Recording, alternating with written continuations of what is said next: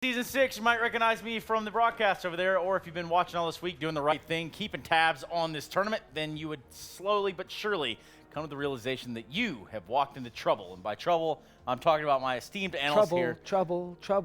Yes, that one, Duncan. It's not What bad. song Taylor Swift. Oh, it is. I do like some Taylor Swift. Yep, Yeah. Well, clearly you're a massive fan. clearly. Doesn't even know it, of course. Yeah. I not prefer bad. that track that they just playing there. One of my favorites. And yes, Beautiful Duncan, track. we're going to have to It's reboot the system here. It seems to have gone It's all just wrong. wonderful music. Yeah. It's not bad. It's something about like aliens talking amongst each Yes. other. Either way, Exactly. that's right. We do have the Spud, we do have the Thorn, and myself as Stunna. We will be trying to walk you through what is the next semifinal here. And quite frankly, NRG versus Vega Squadron is what you have signed up for. So if you're here already, it's too late to cancel. It's too late to close your browser. You're stuck with us. Walk me through the brackets, Bud. I guess we've only had one competitive series, really. But, well, if you look at it on the bracket, the Ents first big game. But on the flip side of things, Vega versus, NRG versus North was a very good series, actually. I think the North could have easily had that series 2-0. They really made NRG work for that one. So those two stick out in my mind as ones that were actually, definite games here. In this one, the Vega versus NRG could be a brawl. I think stated in an interview yesterday, I'm a Pet said that he feels it's going to be that way. Lots of 2v2 situations, post-plant scenarios like that going down. And I think the Vega Squadron guys in their interview as well have a similar sentiment. And with their playstyle, it seems like the type of game we're going to be getting here. So it could be a 3-mapper. Was that what you'd like, Duncan? A 3-map affair? Well, the thing about this matchup, I think, is Vega has defied expectations the entire tournament long. I mean, admittedly, I think Chad actually did pick Vega for the last match, but a number of people, I think most people actually had Fragsters to win that one. Yeah. So, to be fair, if they've done it this far, it's not ridiculous to imagine they continue. It is the toughest opponent they will be doing it against at this point in time. That's kind of the tall order that's in front of them. There's also the factor, and this is where I do kind of worry, unfortunately. I mean, it's going to sound like a broken record because I've expected Vega to fall apart sooner or later, but this is the series where, on paper, it should, because we know NRG has a pretty deep map pool. Yep. We know they have a much, much better team. They have all the roles. They have experience. Vega, on the other hand, every time they put up that graphic that showed the map pool, they only had 3 maps they were playing, basically, until they got to the playoffs. So you would think, if of all the times they should have the matchup problems, this should be it. Yeah, and I mean, I guess going forward, we looked at Vega playing the likes of Fragsters yesterday. And, well, that wasn't necessarily, how do I say this?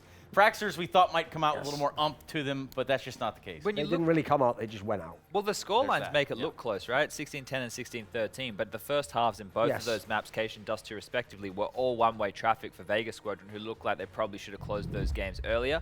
The Fragsters, props to them being able to fight back into those games, but it was one of those matches where it felt like it was just a matter of time until the victory was going to go in that Vega Squadron way of things. But one of the signs yesterday was Chopper showed back up, right? He has games where he's either there or he has games where he's at the bottom of the scoreboard.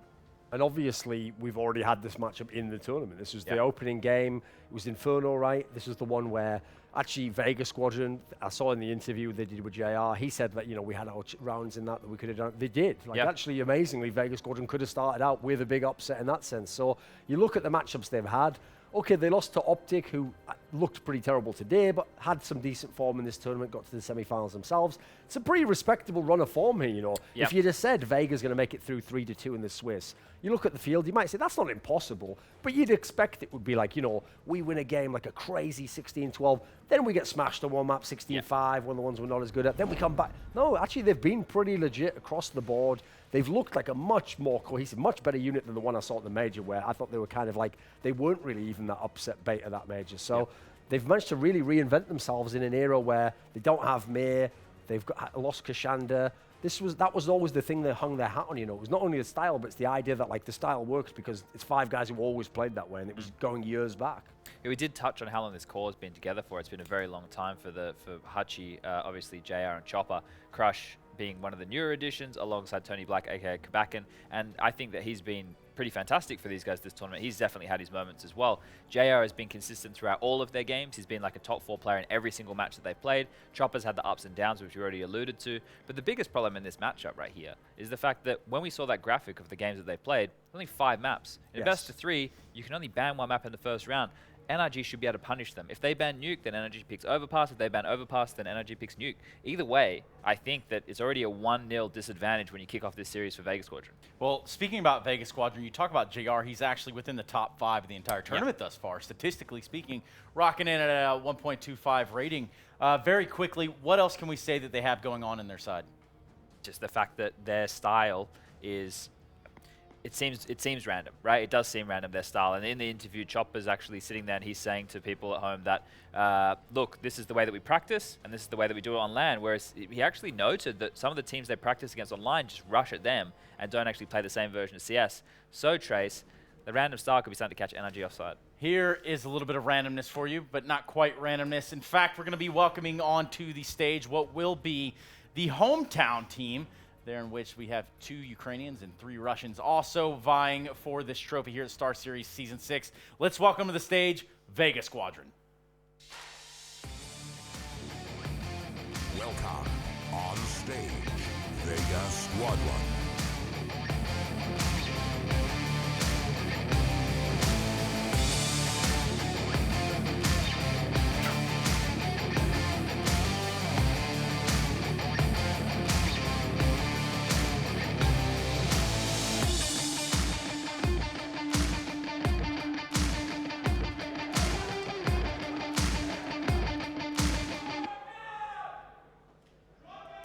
Yes, Vega Squadron, the first team to take the stage here in what has been a long road for them. And I suppose perhaps we could even talk a little about energy. That's right. Let's welcome to the stage right about now, Ethan and the boys.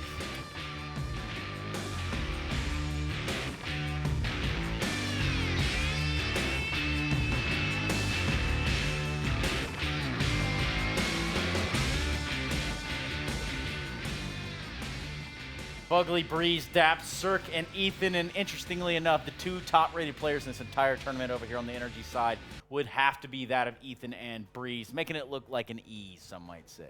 Well, I mean, obviously the thing there is you'd expect, okay, if someone said 2 NRG players are going to be top-rated, you'd be like, right, who is it? Cirque and Ethan or Breeze? Which one of the 2 is joining him? And actually, Cirque's been the guy who's been a little bit pedestrian, not terrible by any means, but just hasn't had to do it, actually, quite frankly.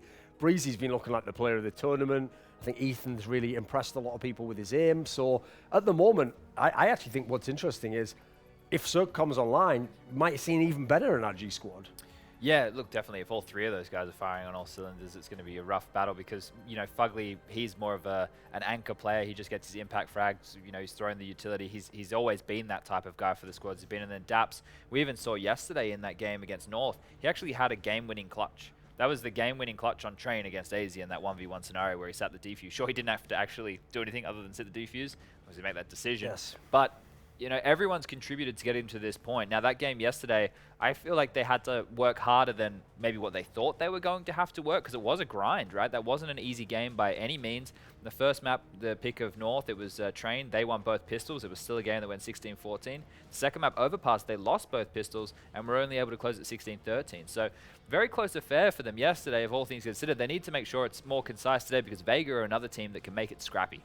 In fact, looking back at that series yesterday, it was Ethan that really came online in that one. Of course, Breeze is a supporting cast, but Ethan rocking 102 ADR across 2 maps. And yeah, it got a little closer than they would have anticipated, but definitely some guys you can look out for look out for as we go into this best of 3. A semi-final clash between Vega and NRG. And guys, these maps are ever so crucial, so where do we think we're going?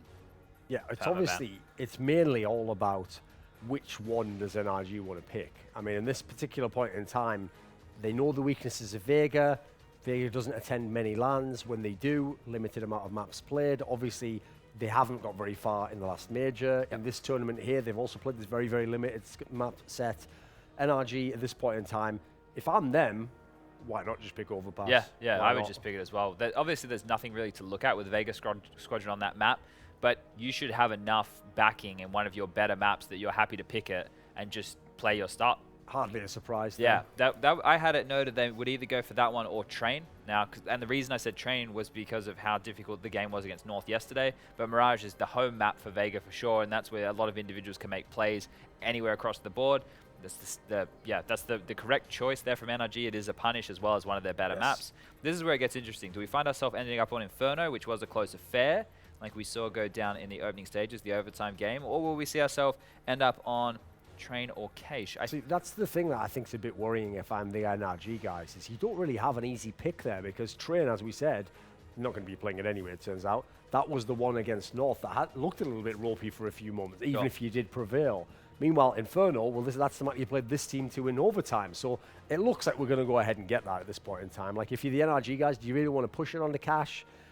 I mean, it wouldn't be terrible. I've seen NRG play it decently, but then again, why not go for comfort? Why not get 3 maps you like, which is what they've done. So I have to say, for the guys from Vega Squadron, Mirage we know is a very good map for them. It always has been. Inferno, they've shown us they can play. Overpass, pretty much nothing there. That's the one you'd assume they're heavily disfavored on. So if you're the NRG guys, how could this have gone better? You basically got the maps you want. Yeah, the comfort zones. I think the only thing that it becomes an unraveling factor, I don't think Vega are going to be too huge, especially like comparing them to, say, like a Big in terms of counter-stratting. They'll note tendencies, they'll see bits and pieces they can exploit, but when you look at the confidence of players on both these squads, the way that Chopper approaches situations, the way that Ethan and Breezy approach scenarios, they take peaks that are maybe a little bit over, maybe they're going a little bit too far, but they just have such fantastic mechanical skill that they can get away with that. And then you have 2 teams going toe-to-toe doing that. That's where we're going to get really interesting mid-rounds.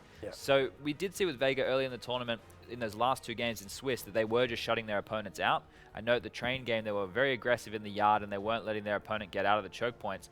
I think, you know, versus NRG, it's going to be a lot brawlier considering the set of maps we have. The only thing is, though, when you see the map win rate there, doesn't really reflect much, because you look at the teams Vega's playing, not generally top teams. You look at the teams, the only 2 teams out of the last 5 there that NRG's lost to is Ghost, who is one of the teams who plays this map quite heavily, and obviously Team Liquid is one of the absolute best Mirage teams we've got. Then you look at the fact they've beaten FaZe Clan, a team who always been able to play it. Mirage against Tyloo. Tyloo absolutely loves to play that map. So I actually think you look at that, as bizarre as it sounds with the lower win rate, I think it's the more impressive run of forms on the NRG side. So they're even going to have their chances on the Vega Squadron pick. Oh, that's a damning stat that right there. Does not bode well in terms of numbers, at least on Overpass. But then again, NRG probably have a slight bit of comfort going into this regardless. We thought them yesterday having a little bit more success than they did find themselves struggling just a little bit there against North. And in fact, we probably would have thought Cirque would have had a bigger impact there. Today probably bodes a little bit different in terms of how they approach the game. The thing for me is I hope it's not a mental factor where they play into it going, well, we know we have Overpass in the bag, right? You want to just grab Mirage and finish it in 2. You don't want to let it get to this 3rd considering how close it was. So I hope that NRG are able to come out with the fire in the belly that they need. We know Vega are all about getting up and yelling. You look at NRG, they're not the same type of personalities. You know, they definitely can get fired up, but it's not as vocal, at least looking at them in their seats. And I'm a Pet is more, he started as an analyst, right? He's not going to be there lifting the spirits by being the hype man. He just, you know, gets the gritty work done. I've heard that he's given them some integral calls in big matches. Even last time they were here at StarSeries, he made some cool calls. So he offers a lot to the team. He's a very young coach. He's only 22 years of age, and he's already coached for CLG, Optic, and now NRG. Yeah, and I believe yesterday the whole thing about pistol rounds is still viable today. I mean, these guys are saying, hey, we'll come out and we'll do something weird each time. I think one of the aspects as well of this series that's kind of a cool storyline is, okay, at the moment, everything basically favors the NRG squad. Like, there's no reason they should be losing this series. They can lose any of the maps, except obviously the 3rd one, and still potentially win the series. They can even lose their own pick as long as they win Mirage. The key story for me is this. If Vega Squadron can win this series, first of all, it'll be the biggest series of the tournament, the biggest match of their lives when you consider it's best of 3. Then you've got to add in, they're going to be playing 2 out of the 3 maps they have a pretty poor record on. Even on Inferno, they had a bad record actually overall. And then on top of that, you look at the fact that they'd have to pull off this massive upset at the deepest stage they've been in a big tournament. So if they can do it, it will be a pretty epic upset, actually. All the factors are there saying they won't do it. So I'm just setting it up now. If they can come and bring a massive game, have great fragging, really rattle the guys from NRG, roll over them, I actually think this is a scenario where you look at the squad, NRG is a team that can definitely be put under pressure. It's just they're on all the comfort maps. So, again, if you can do it, then you're going to have to give massive props to the Vega Squadron. One of the stat lines I was pointing out yesterday was the proficiency of NRG in the pistol rounds. They've dipped down to only 60% of pistol rounds won now, but the cool stat is they're still converting 100% of those second rounds after the pistol round win. So that's something to look for, especially against a Vega who do really miss buys a lot of the time, right? They're able to get a lot done with very little. Vega are the type of the team that will grind you out. So if they can continue that stat line against a team like Vega, that's hugely impressive considering the circumstances here and considering what they're going up against. Vega have a slight edge on them in terms of pistol round wins at 64%. It's really marginal there, so pretty much a 50-50 going into this kind of scenario.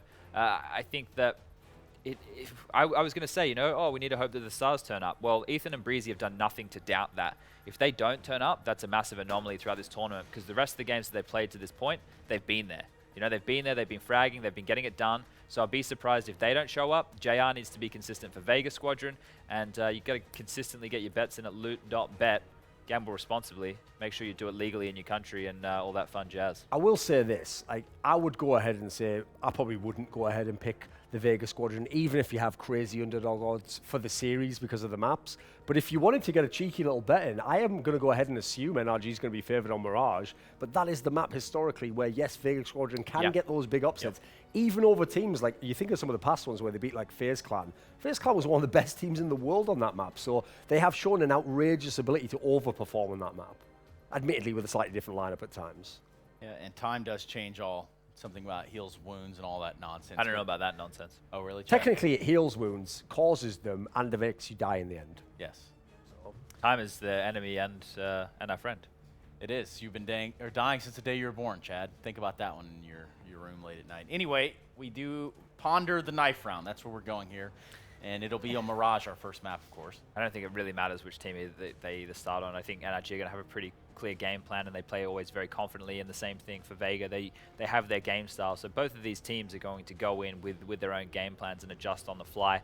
It's very difficult to counter-strat Vega because it is more sporadic in their approach. They even admitted they themselves are doing some somewhat random things at times. Yeah, so that's something that's difficult for NRG to look towards. You just know that we saw yesterday in the Fragsters game, when Fragsters were playing fast, they were just offering heads-up Counter-Strike to Vega, and that's what they love, right? If they get to take a head-on-head aim duel, they'll do that any day of the week. What you want to try and do is string them out as much as possible, force them to rotate. That's where they get flustered in communication, and you can really capitalize here.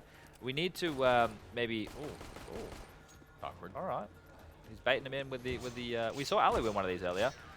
He wasted everybody's time, but he still won it. So for me, I think that obviously with JR's being consistent, he needs to continue that. Chopper can't disappear. Can't have an impotent map like we've seen him have a couple of times throughout this tournament. He needs to make sure he's putting up the big numbers. He went plus 28 yesterday in their victory over Fragsters. And then we have to look at the likes of the impact players in my mind throughout this tournament. Hutchie and Tony Black have kind of been interchangeable on certain maps. So that's where I think that you need to be looking. Hutchie and Tony Black for those impact rounds. I do think as well, if you want to look at like the intangibles outside of the server, it's really great for the series to start on the Vega Squadron pick, get them onto their comfort map, potentially still make it a great game since both teams are very good, and let's start where they could potentially be 1-0 up. And at that point in time, that maybe changes your mentality. Now you feel a bit freer to go for it on overpass map that you're not that good on, knowing you've got that third one waiting for you. If instead we'd started on overpass and you could have had a monster CT side, you could have had a real blowout on that one, I think you'd have been in a much, much worse position. It gives them that just little piece of comfort right there before the launch, so to say, of the whole best of three. At least you get that little bit of room to run with and perhaps wiggle with on your first side. You do see some yawns coming out there. He was tired. He was just a little tired. It's pretty exhausting. He's just tired of winning. That's what it is. Well, this matchup is the difference of 25 grand and going on into what would be the finals between 125 grand and 50K. So yeah, look, already monster money for these guys. Yeah. But they want to do it again. They're not happy with their huddle. Or he's got one. They've done it. But I actually think, and this is for the sake of having a better grand final, NRG versus ENCE is the better grand final out of the two. I think this has the chance to be a super exciting game, but if you want the best grand final possible, you want NRG to take this one. Yeah. And gamble responsibly, but check out Vegas odds. Yeah, man. I think that's probably one statistic you can use. One loot.bet. At loot.bet, they have their own Vegas odds over there. Well, guys, I know that we've kind of exhausted a few different things here, but now I need to actually tie you to a prediction. And Chad, we'll start with you. I think that NRG just have the class at the moment. They're a better team across the board. They're playing modern Counter-Strike, and their individuals have been consistent throughout this. And like we mentioned, if Cirque does step it up a gear, just takes one step in the right direction to hitting a few more AWP shots, it's good night for Vega. Okay. I've counted them out before. They've impressed me in terms of Vega Squadron, especially because they've actually done it in a fairly legit manner. It's not just a fluke entirely. But I think this is where the story ends for them. NRG is just a better team. Quite frankly, they should be able to win literally every map that's available in the series. So even if they drop a map, should still be coming back. So I'm going to take NRG for this one. I mean, if we're going simply based on meme material, it has to be Vega Squadron. But I think NRG obviously are the best. So hopefully you didn't pull the trigger on that one, production, because NRG have to take it to the house here. No regret gaming. Just kidding. I have absolutely That's no weird. idea. So you've changed your allegiances from the United States to Eastern Europe now. And then he went for NRG again. And then he went back to NRG at the end. Listen, right. I love this might be the story of your life. It might be. Thank you so much, Duncan, for bringing reality back to me as we do kick off the second semifinal of the day and the last one here of Star Series Season 6. Make sure you get in your hashtags on Star Series Season 6. Go ahead and tag us with your best shark memes and GIFs and whatever else you got over there. No, thank you. Make sure you tag Chad first on that note. Anyway, let's go ahead and kick off a little bit of Mirage between NRG and Vega Squadron. Oh, thank you very much, Trez. Of course, I don't want to be tagged either. Like, I don't think I want. I mean, like the more you resist, the bigger the likelihood of you ending up there is. I feel like Moses is the one with all the backlog of all of the shark memes. So I'm pretty sure he has just like a dedicated phone with shark memes. Yeah, just saves them ready for when Vega are upset. To be fair, I mean, you know, up until very recently, right? He did have a pretty good amount of time to just stack them up until Vega actually started attending events again, because they were pretty much the kind of team that went to a major, upset everyone. Flip side, basically. Yeah, exactly. Went completely quiet in the meantime, comes back at the next major and does the same again. But this Starladder has obviously been a very different story.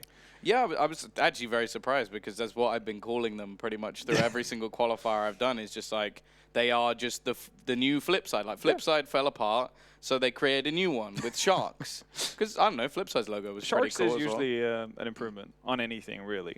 But yeah, they've actually come to this event and actually been quite surprising, I would say, because this roster's one where, okay, they go to the major, then there's that thing where everybody's like, it's a new Vega Squadron, don't expect them to do it again. Don't have Mir. Yeah, and then they do, so now they go into this event and people are going, okay, we can't actually just sleep on Vega Squadron, we've got to actually try and prepare for them, but then they have the problem that everybody seems to say is like, yeah, we can't prepare for them. Like we don't know what they do. I mean, we saw it a couple of times. I mean, obviously these two teams started out the tournament playing against each other on Inferno, which is a potential third map, and we saw it even there. It's just that at times, if you give Vig enough room to feel somewhat comfortable, like doesn't matter if it's T or CT side, they're just going to take liberties. So we've seen, you know, Hoochie running into into CPL, going for early picks, just completely isolated from everyone else. Just it's his ID for that round, and that just goes.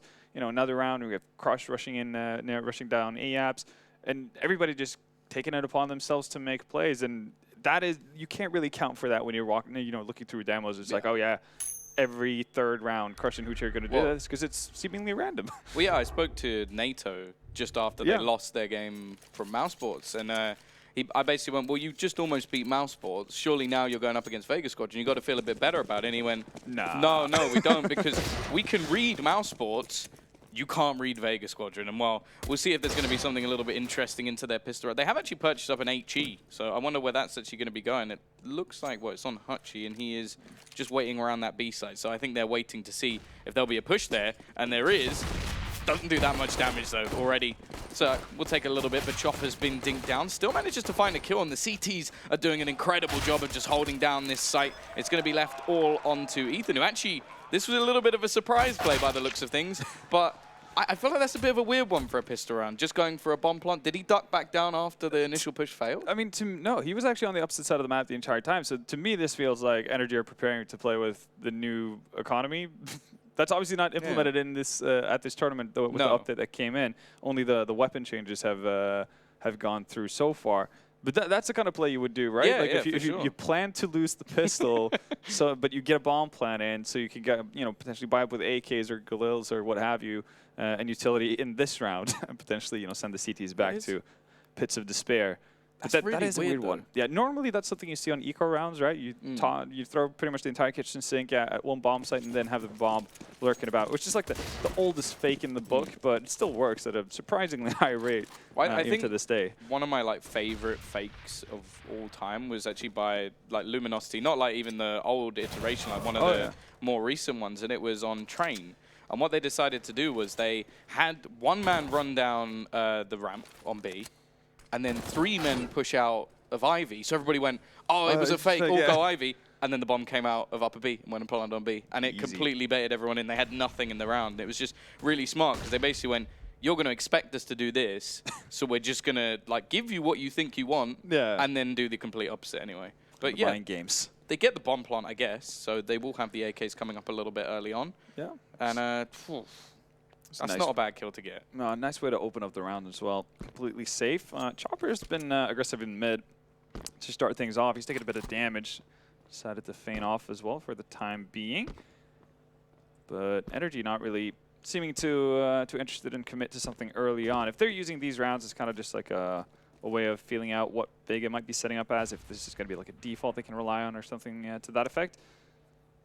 But they haven't really purchased too much into it. I mean, P250s and Uchi is going to make some bank here, finds 3 frags, 2 with the MP9. That's a bomb dropped as well. So Cirque might just be, I guess, hoping to find 1 kill. Chopper has low HP around the area. Tony is going to win out that duel eventually. Actually, it doesn't take much damage at all. But this is really the round that NRG were setting up for. Now they're going to have AKs to their name. Not going to be an AWP in the hands of Cirque unless he decides to go... No, it's not going to be an AWP in the hands of Cirque, almost regardless. So we'll see what they make of it. I mean, they obviously had a... It's not one of their most played maps. Again, it's a comfortable pick for them, but they don't go to it as often. But we did see them play it versus Fragsters. And that was a pretty convincing win on their end. Yeah, I think me and Hugo did that game, and it never really looked like Fragsters were in the game at all. They played very, very well. Either way, we are back into the round, and looking like they're going to try and challenge from mid through the underpass.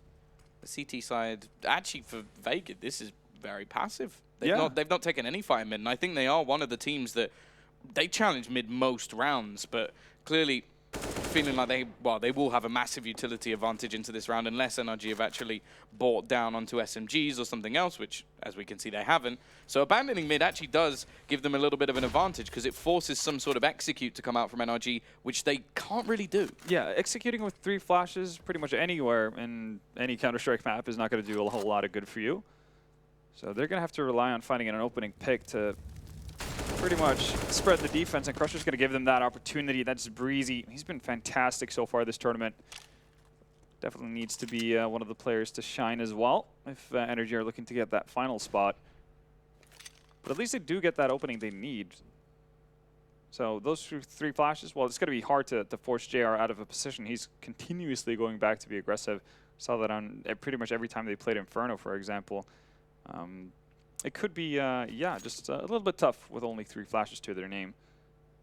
Now the time starts to tick a little bit low as well. Only 25 seconds left on the clock. JR does only have a scout, so he's not going to be getting the insta-kill, but has the chance to take the shot and fade away and maybe even jump a little bit, trying to replicate some Cold Zero magic, but he is going to be closed down, pushing forward. He's got a nice crossfire with Hutchie, though, who manages to find a couple. And while this has not worked out well for NRG, they have barely any time. The bomb's up. There's no way they're winning this round. Yeah, Dabs actually probably could have looked at going down in that scenario, as weird as that sounds. So Vega now have the opportunity to take him out, but they're going to play it safe. I mean, with that early of a buy coming in from NRG, it's not like the CT side economy is perfect at that point. There we go. And this is a bit surprising to me to see. Bets coming in for Loot Bet here. First map winner actually going in the favor of Vega. I think those are live odds, though, so I think they're a little bit skewed by, obviously, the pistol win and the follow-up round. So I think they were probably maybe a little bit in favor of NRG at the start. And this, if there was any map that Vega Squadron were going to win, it would be Mirage. Like, it's the map where they've managed to upset so many different teams. Nice entry from Daps. So, of course, this is still somewhat of an eco round. He's in a little bit of trouble for the next, but they will get 2,900. And if he can even get like an extra kill here, it's really not that much of a problem. He'll be able to buy at least an AK going into the next. Yeah, and you talked about the mid aggression. Vega, happily opting to peek into mid quite often. They're also going to be happy to actually move aggressively outside on other places of the map. Hoochie, well, ventured forward in B-apps. He's going to get taken down by Ethan, actually. So he decides to stroll down through underpass, and that leaves a pretty significant opening towards B. No rotations coming in from Vega just yet either. Daps still keeping people honest in mid. Will eventually go down to Crush, but I mean, he's done wonders for this NRG side. They get a free B site. I say free. Crush managed to find Cirque, but it's going to be a bomb plant. Still one weapon in the hands of Ethan. Nice shot from Breeze as well. They've brought it back into a 2v2. The chance of winning this fairly slim. But either way, they've managed to get a bomb plant. They found themselves 3 kills. Anything more is just gravy on top of that. It's left all onto Breeze, and while nothing will happen in the end, it is going to be the 4-0 in the end for Vega Squadron. But the fact is, it's still not a bad round at all for NRG. Absolutely not. They go into that with a saved AK. You talked about how that it could be a bit of an issue in the next spy round for Daps, considering he, well, basically didn't get any sort of income previously. But with the bomb plant down, that's going to be some extra infused cash for him. They actually had enough money to actually go for an op on Cirque as well, but he's going to go for an AK with utility. But this is a pretty healthy buy, all things considered, for the T's. JR, though, has that op in play now. And we've seen him being relentless when Vega have been playing. He's easily been the most consistent performer on the side of Vega 2. So for him to get on his favorite weapon early on is boding well. Pretty standard execute coming here for our NRG. Oh, Chopper, the second he tries to extinguish that Molotov, he's going to get taken out by Ethan. That allows for Daps to actually get pretty deep into the bomb site. Tony Black well positioned though. Maul drop the bomb, leaves it further into the open, and he lines up a couple more. 3 kills on the site, and he hasn't really been damaged at all. Going for a little more, and it will just be a trade. It's left onto Cirque to try and do it all alone. He has tagged down 1, actually hits the headshot onto Hutchie as well. Maybe just using this AK out of choice. He's got to be careful for Crush though. He doesn't see him towards the connector, and that will be his clutch down the drain. Great round from Tony Black on the site, but it still came a little bit close.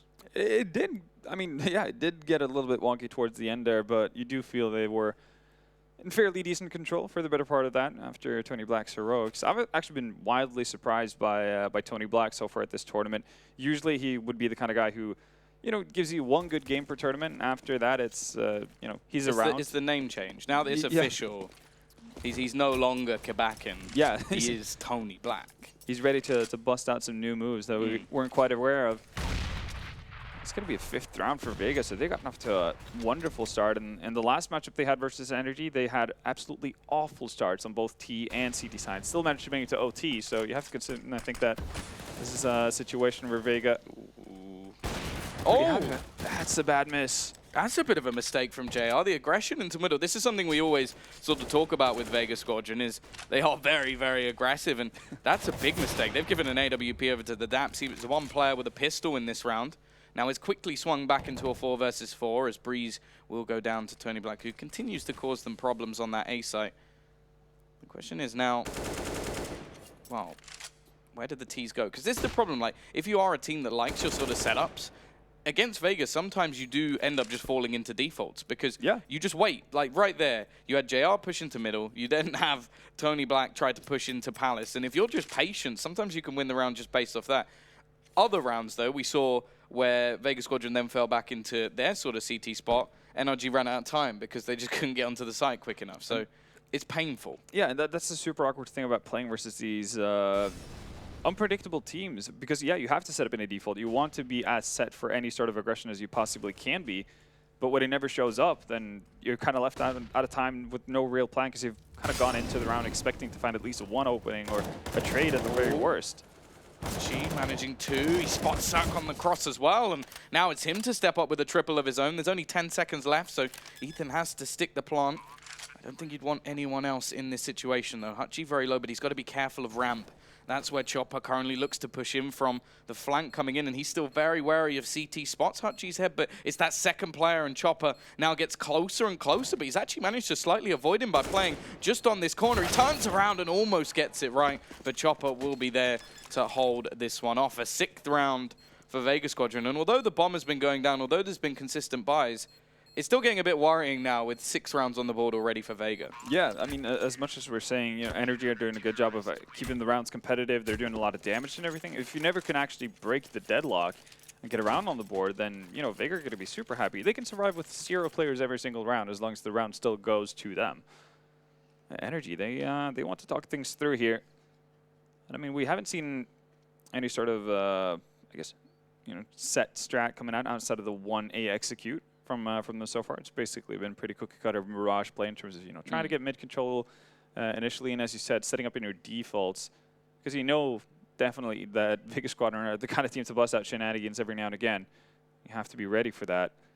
Well, the last 2 rounds have actually just been won by one player on Vega Squadron getting a triple kill on the site. So it's sort of like when you're looking at that, it's more just, okay, what's going wrong? We're not trading. That's pretty much it. Like, you can't really say too much else. Like, here, I don't really know how Hutchie manages to get 3 kills and nobody kills him. Because it's not like he was in a super passive position or he had loads of utility being thrown in. That was just 3 individual fights and he wins all 3. Yeah, he got a little bit fortunate the second he first finished off the first player. Like, with a, I guess, a residual bullet, he managed to get a dink on the second player from NRG coming in. Makes him a pretty easy target afterwards.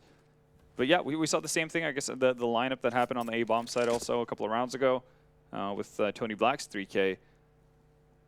NRG not just having quite the margins going their way, and already Vega looking to establish a pretty good CT side to their name. And again, not going to see an op-out on Cirque. We got a discount AUG, though.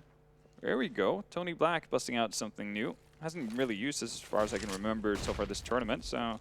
I think I have seen him use it a couple of times before, and now it's actually a price where it's $50, $50 more. Yeah, just don't buy decoy and pistols, right? Yeah, you're good to go. A little bit of a battle through the smoke. Fugly yet to actually get himself a frag just yet. This is a bit interesting from Vega. Obviously, they have Tony Black with the AUG over towards A, but he's the sole defender. They're pretty much treating this as if he has an AUG. I'm still going to land the first opening as well, so that's Daps down, but they have pretty much an uninformed B stack on the side of Vega here. Might just be down to the weapon choice of Tony. Well, he's got a skin for it and everything, so that's how you know that he's definitely he's keen. He's keen to be using the AUG, and he's going to have to be because he is completely isolated at this point. The man in the middle has gone down in the form of JR, and he's just going to be sat into the corner. The flashbang does leave him completely blind, and they are going to manage to try and take a bit of control over towards CT, but he still holds enough map control that he can definitely help in terms of this retake position. Already manages to get a second kill with his Chameleon and leaves it all in a 4 versus 3. Utility is actually not bad, and they do still have a couple of kits over on the Vega Squadron side. The big problem, though, is Cirque. Yeah, Cirque's positioning is really good for this. The bomb has gone down in a position where he can actually feel pretty safe as well. Already. Smoke goes down on top of the bomb. Oh, he might think he got the diffuser there. Oh, nope. Fugly's there to follow up, though. We've seen a couple of instances where that is the case. You get one guy in the smoke, you're like, yeah, I got him. And then seconds later, the fuse comes through. But finally around for NRG, though. And what was not necessarily a super advantageous situation. 4v3, obviously, for Vega. They're going into the retake, but as you mentioned, Cirque just hanging out by mid. And nobody really rotating through connector on the side of Vega made that possible. And I guess this is where we see the real aftermath for Vega in terms of how much damage they've taken during all these rounds they've won. So even if they've gone 6 straight, their bye coming into this isn't looking too pretty. Yeah, got the AUG still in play. You got the MP5 brought in as well. So a lot of new weapons. Yeah. Versus the old faithful, the AK-47, all on that T side. Now they've gathered up quite a bit of mid control, but it seems like with Vega, a lot of the time when they don't have the right weaponry or what they would like to have, they do seem to be abandoning it quite a lot in this matchup. And it has been working quite well for them. It doesn't seem like NRG are doing too well at the actual executes. Now, I will say this time they do have more utility than they have in the previous rounds, but they still only have 1 smoke.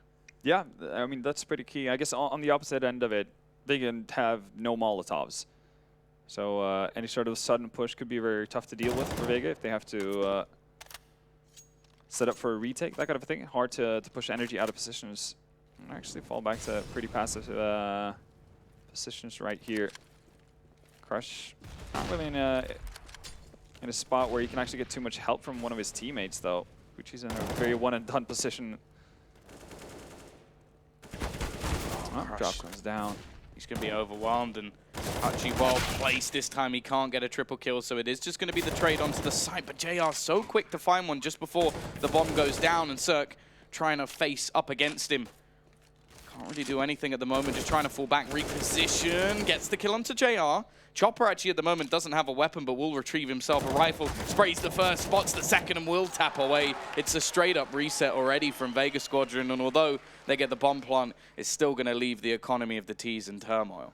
Yeah, it's not going to be a good situation for NRG to be in. The enticing thing, though, for them, because they got the bomb plant down there, is to go into a bit of a mixed buy, a forced buy, if you will, simply because Vega Squadron's economy is just all over the place as well. It's not really that much in a better of a state. They did lose 3 players in that round, which is obviously kind of the key number for a CT side if you want to build any sort of economy.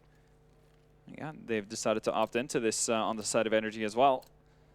Let's see what they can be able to do. They could potentially bring Vega right back to an eco here. And I mean, considering how far we're getting into the first half, they might have to start doing it now.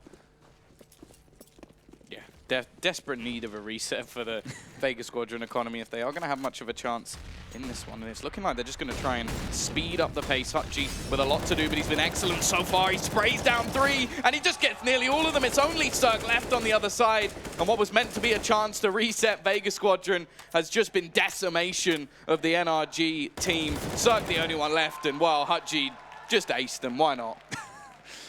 Do love the reaction cam right there. Pretty happy with himself, and you can understand why. I have 4th kill on the very last bullet. I mean, excellent use of the utility as well. We talked about it in the previous round, how they didn't have any Molotovs. That means like sudden pushes like that can be really tough to deal with. This time he chunks up 3 players down to 50 HP or so, it feels like, before they even get the last bullet into an angle. Just springs up. That is just filth. Yeah, I'd love to see it. He's 16. I think that's... He's 16 frags onto his name right now, yeah. He's doing exceptionally well for himself. I mean, it's not only him as well. Tony Black sitting at above 100 ADR. Doing all kinds of things for his team right now. You're going to see the Palace drop. JR is able to find 1. Bomb gets dropped as well, and here they go. The AUG comes into play. 2 more kills to its name. Pressure's there to mop up last player on NRG, and this is turning into a bit of a stomp, really. I mean, we've seen fair few gun rounds out of NRG. Of course, not necessarily all of them have been with have we seen all the an utility AWP? And everything. No, we haven't seen an AWP on Zerk yet. Which is weird, because he's one of those players where a lot of the time he's the man to sort of change a game. Oh yeah, with that AWP. He can open things up for you. If not that, he can clutch out rounds once you get a bomb down. It's just so hard to deal with, but it's been all about the rifles so far for more or less both squads. I've seen JR pick it up, but feels like the main focus has been on Uchi and Tony Black to really deliver the goods so far.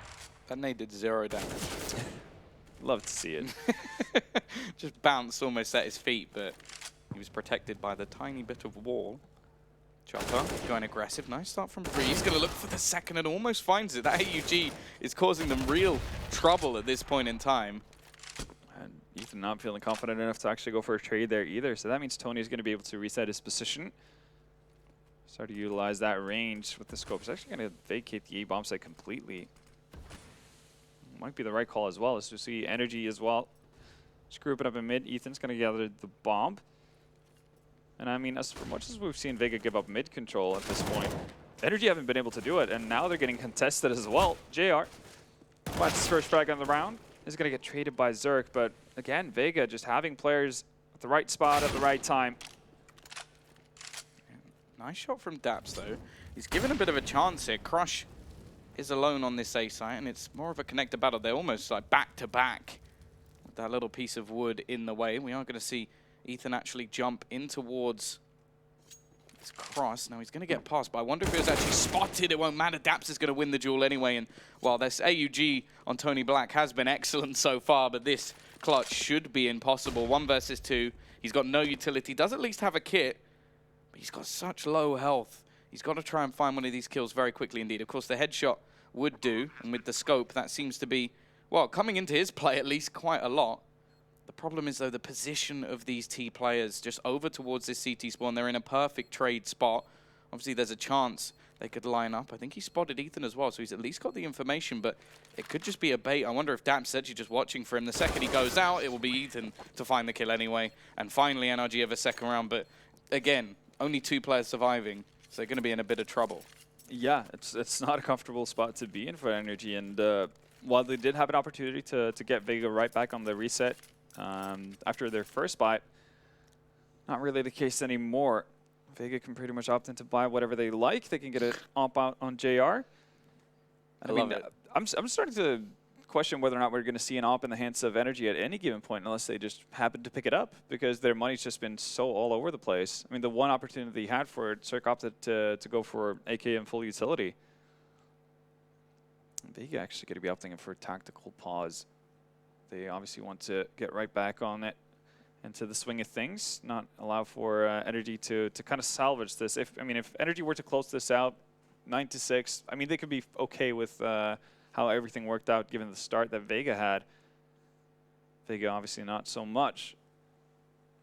Yeah, it's definitely not done just yet, and I would say that in terms of the map pool at the moment, this map, I feel like it's more just what the team feels comfortable on, but look at this. Straight after the pause, it's going to be pure aggression coming out from the CT side, but after not finding the initial jewels, they are going to fall back, slightly held out by the Molotov, and it will somewhat surrender this middle control.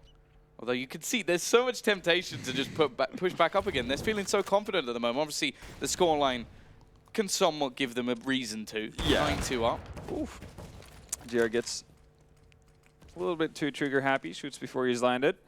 Not going to find any connections there or towards B, but unbeknownst to him, he has managed to kind of clear out that entire area instead of Breezy. Still hanging out, but he's also going to vacate the premises. And now, I mean, given the utility they have, this looks to be just your very standard A execute coming in from NRG.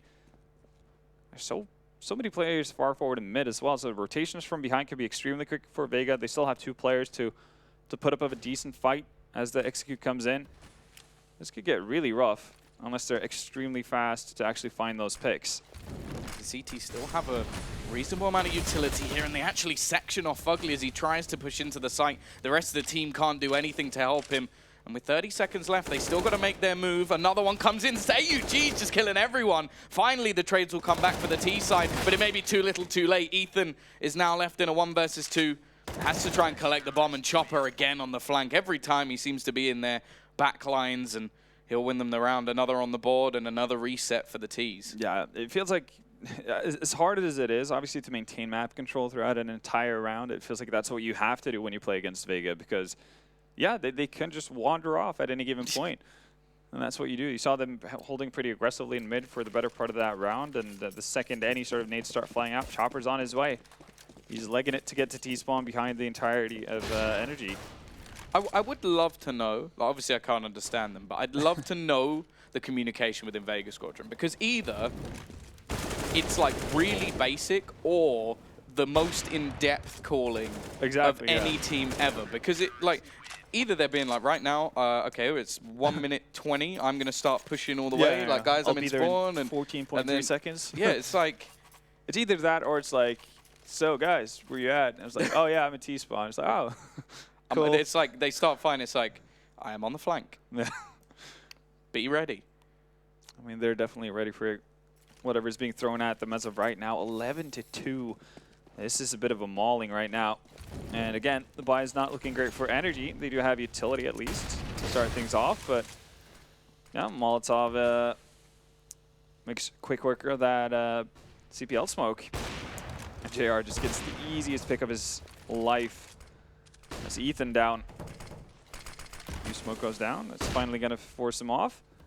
But his job has, in many ways, already been done.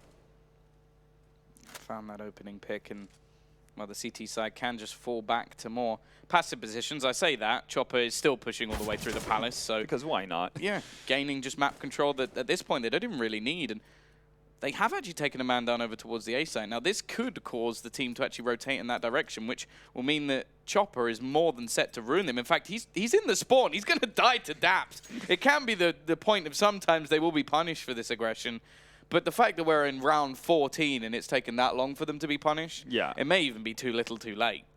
That's the thing. I don't think Vega are ever going to be afraid of actually continuing to do this. And it's much more so on the side of NRG. Oh, timing just missed from Crush there. Actually going to throw out the nade. That's very hopeful.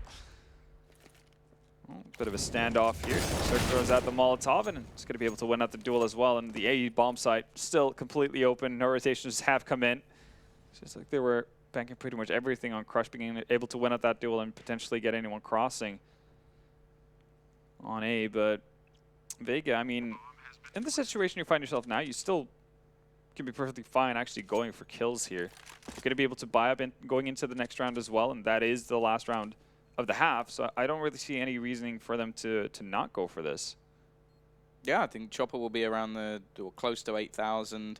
They may want to keep one weapon just to make sure that everything's flawless, but in all honesty, they can just look to try and put a bit of extra pain in. It depends. They may want to just pull in a double orb setup just for the last round of the half, just to throw in a bit of a spanner. That could definitely be, but I feel like in the situation that NRG are right now, yeah, they're going to win a round with a bomb plant down, so that is a bit of extra cash. But, I mean, if you take out 3 of these weapons, or even just 2, it's going to be tough for NRG to replenish, right? So, not really quite on board with the decision-making from Vega there. But nonetheless, I mean, JR is dropping an AUG. Like that's what we got. I mean, this is as close you get to a double off, right? Without actually getting a double off. I believe Breeze actually saved one as well. But I wonder, will he keep it? There is an AK drop for him as well. So yeah, like, nah. they've actually got rid of it. Like, I'm they could have not kept about that life. But yeah, well, I can't really fault Tony Black in this situation. He's 15 been and 5 at the with moment. it. Yeah. So held down quite a lot of A-site pushes.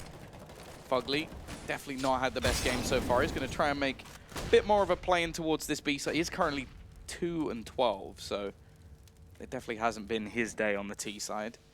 But if they get a 4th round, a pistol win, who knows? It's still possible to try and turn this back. However, the way that Vega have been playing so far, it's got to be so tilting when you're having a bad game. Although Chopper, well, he hits the dink onto Ethan, but does lose the battle. So for once, the T's have actually managed to get themselves the man advantage. I do feel like a lot of the time that's actually been the crucial factor. Whoever gets the opener seems to be winning the round. It's just the fact that most of the time, it's been Vega try and just get the opener. Well, and then some. Yeah, exactly. And that is definitely true.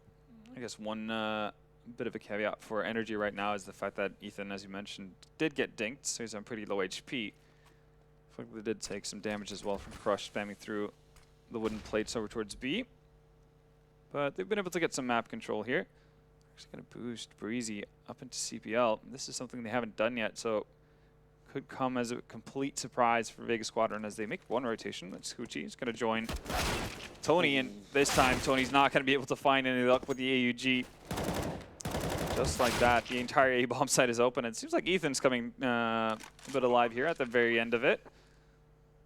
It's definitely what you need to see at 3K for him. JR left alone. He's got a lot of work to do, and not really too much time to do it with. He's going to go through the murder hole, and I mean, the expected result pans out.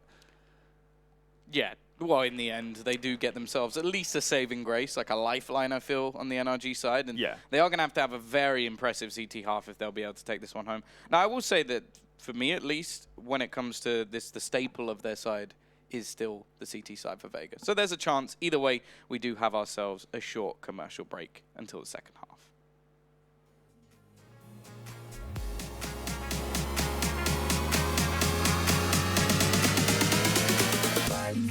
I'm so happy.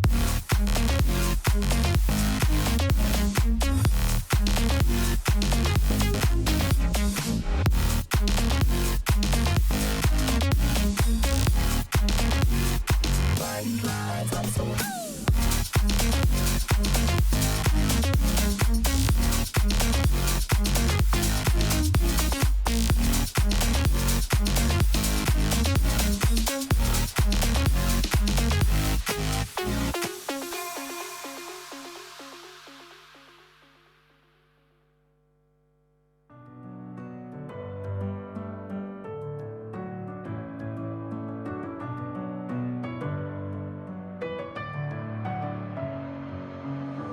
with my head again. You had your heart set on me, but these feels, they come and go, and they come so easily. Tell me what it is about you that I can't forget, but you're breaking down my walls again just to set me free. Why do I, baby, why do I love the way you always leave me? Why do I, baby, why do I love the touch but never love the feeling? Welcome back, ladies and gentlemen. A fairly dominating half from Vega Squadron. Only really the last couple of rounds being the saving grace for NRG to give them a chance at least. But well, it's that CT side of Mirage again, isn't it? It's just this team just do that way too often. So many multi-kill moments. An ace from Hutji.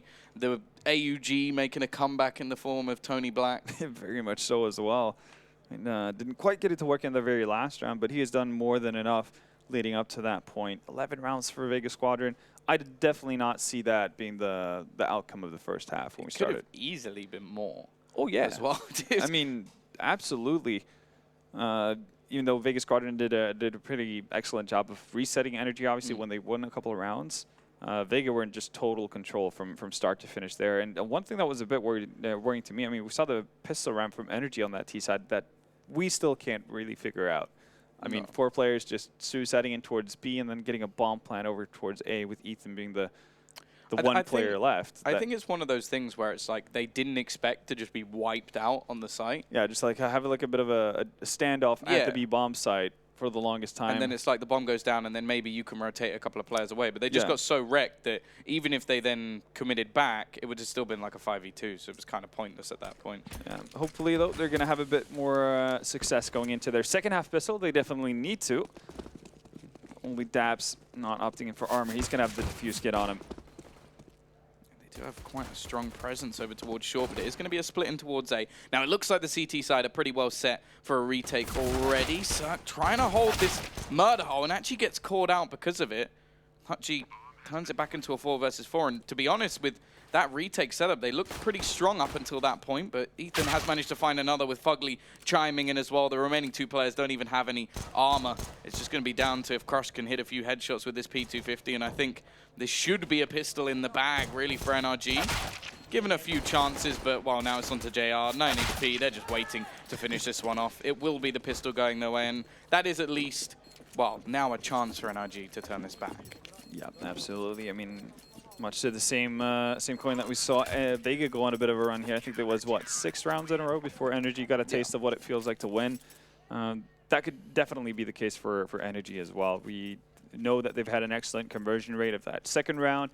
I think they've only dropped 1 third round so far in this tournament. That was versus North yesterday. But outside of that, they've been taking care of business when expected to. Do we get the MAC 10s? Oh, actually, yeah, that would be a Vega thing to do, right? That's what they used to. They do it a lot more on Inferno. I guess it makes sense with Banana and whatnot, right? They're actually going to play this conservatively. But they are quite far in the lead. Yeah, I mean, yeah, you have such a big lead, and just get as many weapon rounds in there as possible, instead of risking everything you've built up on that first half. I don't like seeing Vega Squadron be sensible. Yeah, no, I mean, it does take a little bit of the magic, doesn't it? I like the mania. I like the fact that you just don't know what's going to happen. They kind of have the same trait to them as a team like Tyloo has, right? Or just any Asian team. Yeah, the fact that you can't really be sure of what's to come. Well, I think that's what actually caught Renegades off in that first match. Yeah, versus Cyberzen, yeah. Just running through smokes, taking every fight on Banana that was humanly possible. Standing in Molotovs. Yeah, it's like run through 2 Molotovs, just 3 smokes, and then just like shoot someone in the face when you have 1 HP. But it was just like, you just don't know what to do, and that's actually something quite nice about this. They're just going for the waterfall out of the Palace, an attempted bomb plant, and if they get the kill at least onto Ethan, that should be fairly easy. But yeah, they might even get a bomb plant regardless here. Flash is not going to do anything. Second will. He comes in. Oh, still not enough to actually take out the bomb planter.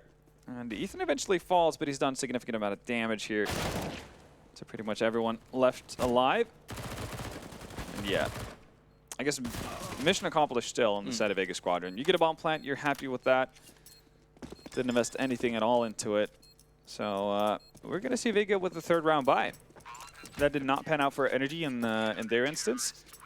They could even drop an AWP here. Now, it would mean that Hutji has to play without head armor, and he's not going to do it. Yeah. But that's how much money they had going into this 3rd round bye. 2 bomb plants in a row.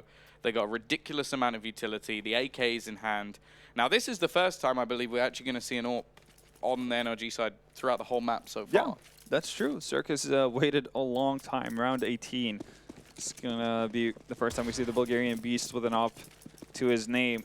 And I mean, the sad part for him is he's not going to have an easy time of getting into it either at this point because, as you mentioned, Vega getting 2 plants in a row, that means you have a ton of utility. They pretty much have a full buy at this stage, and that might not be what NRG are expecting. Ethan going to be trying to play around this smoke. It looks like the T's are going to go for something fairly standard. Leave JR as the sort of lurker to try and cut off the rotations. And considering Fugly only has an SMG to try and hold off what is Palace, I'm a little bit wary about this push at the moment already. Ethan's going to go down, and this is where things become very, very difficult for the CT side. Luckily, Breeze has turned up, but he's gone within seconds, and Fugly, he manages 1, but the trades are effective for the T side. It's looking like a 12th is almost guaranteed. Cirque trying to do what he can with this AWP, but even misses the shot, and it's left all onto Daps. MP9 hero, he can at least get 1. But there's no way he wins this round. Surely not. And he could, well, I was about to say he could pick up that up, and now it strays so far off that he's going to have to run into the crossfires of Fuchi. And, well, just solidly executed from Vega. They used the utility for what it was worth.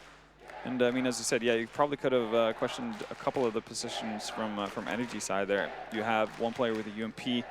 Was Fugly trying to hold off Apps. Ethan, understandably, playing somewhat close up with the FAMAS. I probably would have seen that, you know, swapped around. Even if it's just they like playing the positions, just swap the guns. Exactly. And then, I mean, Cirque obviously didn't get into too much play, starting out over towards middle, but, you know, definitely room for improvement there on the side of NRG. And as good as they've been converting a lot of these bonus rounds, the 3rd round will go the way of Vega, so they get right back into winning ways. Yeah, I think the odds somewhat kind, if anything, considering how this has gone so far. A break of the economy, even just the sort of damage that was done over the previous rounds is going to make things very difficult for a purchase, although they do have enough to still pretty much buy up. They get a purchase, but it's not a pretty one. I mean, you're looking at a CT side with pretty much no utility whatsoever.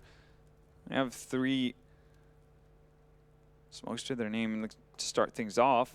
Molotov onto Breeze, and you have to consider the fact that they are spread out as well. It's not like everyone is over here towards the A-bomb site. That's where Vega looks to take it as well. This time they've set Cirque up at the back of the site, looking to try and peek over the top of that smoke, but well, as you said, in terms of utility, they're left fairly bare, and in any sort of retake, it's going to be difficult, but they find a gap. JR is going to go down. It's looking like there's more aggression to come as Crush sat right on the edge, and he will be able to pick off 1 to turn it back, but the bomb dropped. Cirque with the AWP has done himself a little bit of damage, and he's picking up a bit more. Hutchie there to try and turn the tide, but the bomb is actually down on the side. They're actually going to go straight through the smoke, but Breeze will not be caught, and Hutchie left all alone. He has been excellent so far. Has a bit of time on the clock as well, but I like this from Breeze. After having a bit of an edgy position over towards this jungle spot, he's going to fall back. Actually repositioned perfectly to finish off Hutchie as well. Really well done, yeah, because that could have been something that spirals out of control. If Breezy gets or stays too aggressive, he gets taken out pretty much for free. There's no way for anyone on NRG to trade that. All of a sudden, you get a bit worried. We do finally see a response. We finally get to see Zerk actually being a part of the game in many ways with that off, finding 3 kills in total. That's much needed. He's going to need to keep that up as we go forward as well. Vega, though, as good as it was to win that 3rd round bye, not being able to follow it up does leave them in an eco position. Cirque actually missing quite a lot of sitters. He's going to get taken out by Hoochie. Hoochie has no fear. It's like, yeah, I'll allow you to miss 2 to 3 off shots before I just execute you with my deagle. And while the deke now falls into the hands of JR. The almost full deco, but it was JR just saving to make sure he has enough money for the AWP. Now, this round is still more about damage than anything else for Vega Squadron. They will have a purchase into the next round without any problems at all. And the sneak through Crush, he makes it look so easy. Just wrecks Ethan on the site. Fugly going to be around the corner, and JR, well, he's very low on HP. There shouldn't be much he could do. He may actually get a plant. They've rotated away from CT. Wow. This is a free plant for Vega Squadron. They'll take that all day long. A bit of a boost to their economy, and hey, no chance for JR. He's even just going to offer himself up by standing on top of the box, but... Come get me. I've already done my job. They made all the money back from the Deagles. Yeah. It's definitely what you want to see out of Vega Squadron. And, I mean, on the side of NRG, you might, you know, come to think that maybe they're playing a bit weird, actually, or no, just playing scared to a certain degree. They definitely had opportunities to place themselves in positions where they could deny the bomb plant. I guess their logic behind it is that they know there's got to be buy-in coming from Vega Squadron regardless in the next round, so no reason to actually lose out more players than you already have. But leave yourself in more of a position to trade, and especially when you're up against Deagles. There's a chance that maybe one of you will get deegged, but at least then you can just peek back out and ruin whoever's left. Yeah. We don't have a buy-in. JR still not with an AWP, and while straight through the smoke go two of the Ts. Now the bomb's on the other side of the map, so this is just an elaborate ruse. I don't know how Crusher's got that far without anybody finishing him off. He finds a kill onto Breeze, who's probably just surprised, but Daps, he's now looking to recreate what Hutchie did in the previous half. I think the Ts hoped that they pulled more of a rotation than they actually did. And because of that, because of NRG's stubbornness, they've actually got themselves a man advantage.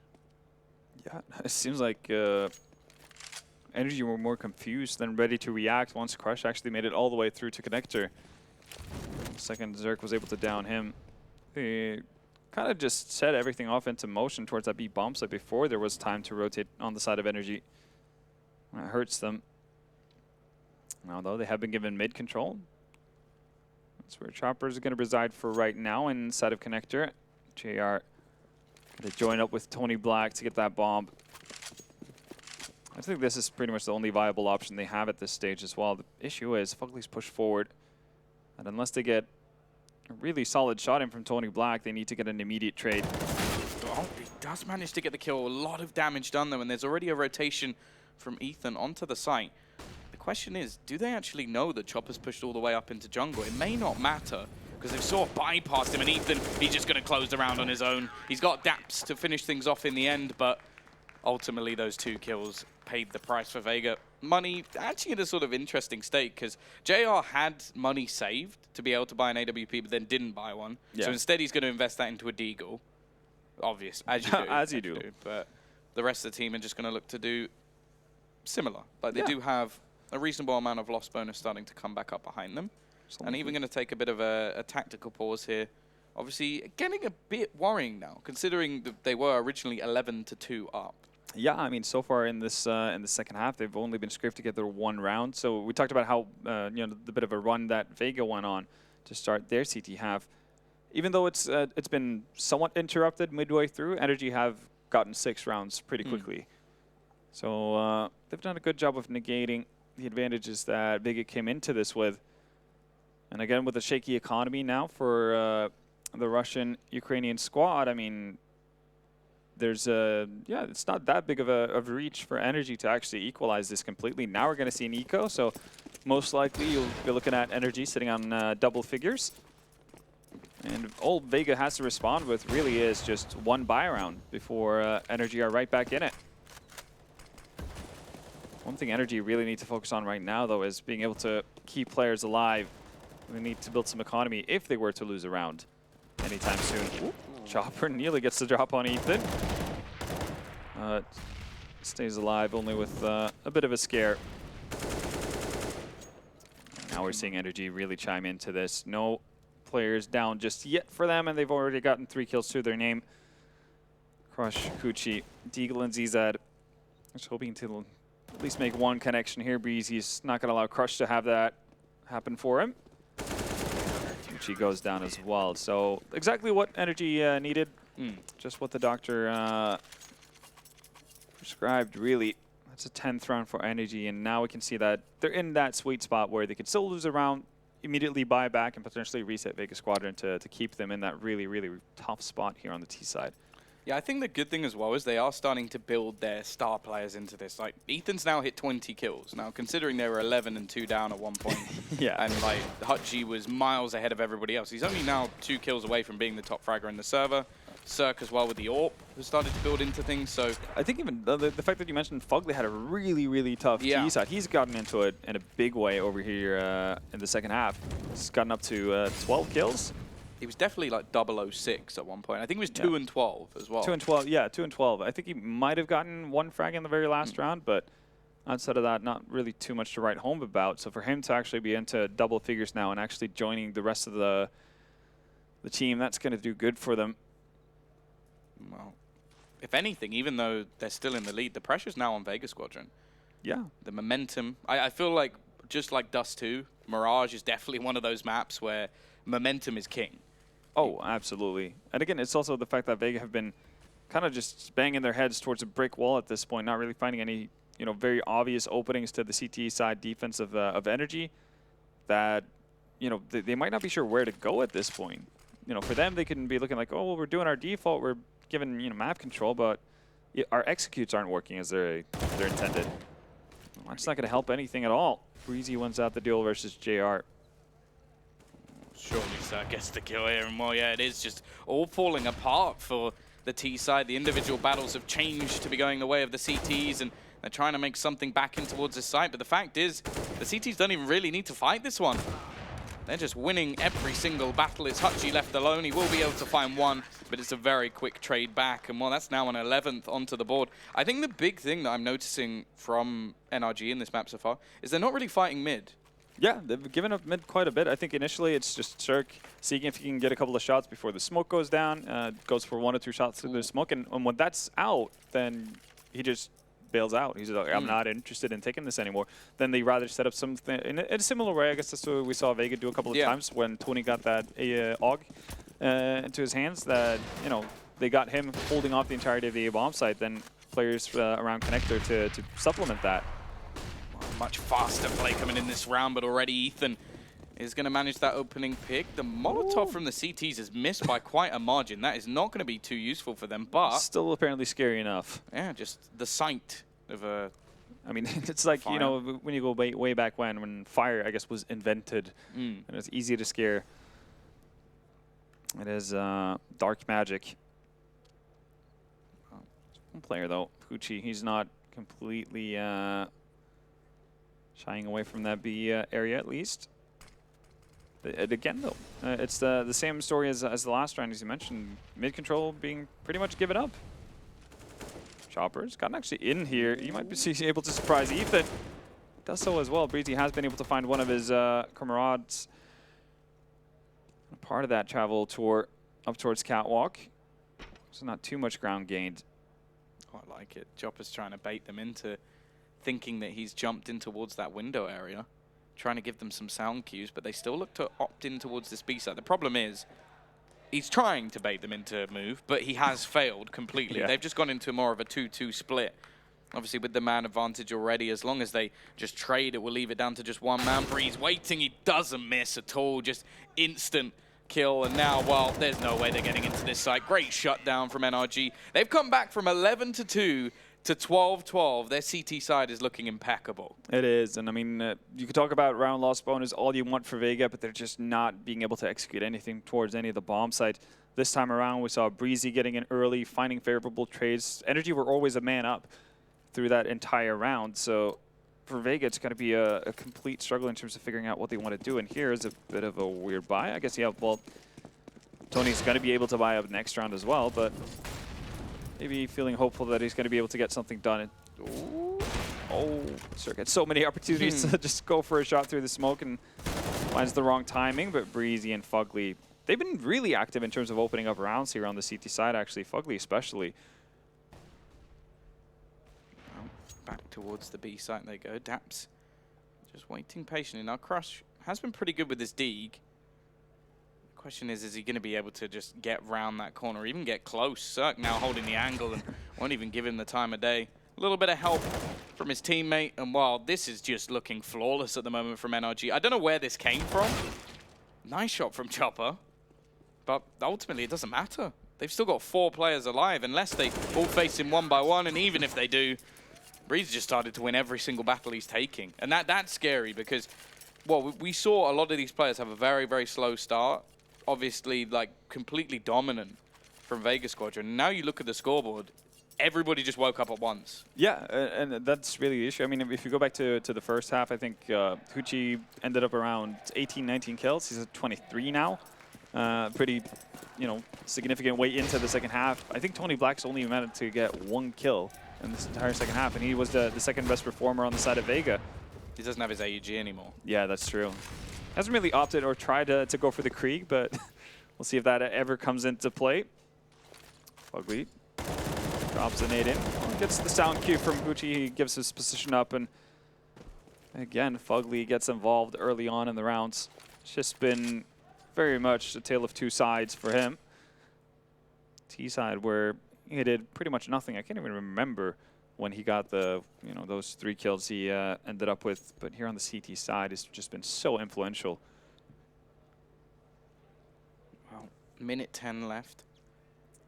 This is the worrying part, right? Vega, you haven't been able to find anything just out of having map control. Now you're a man down. Where do you go?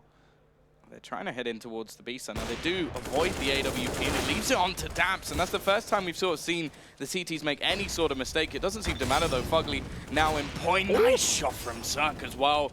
He is being wrapped.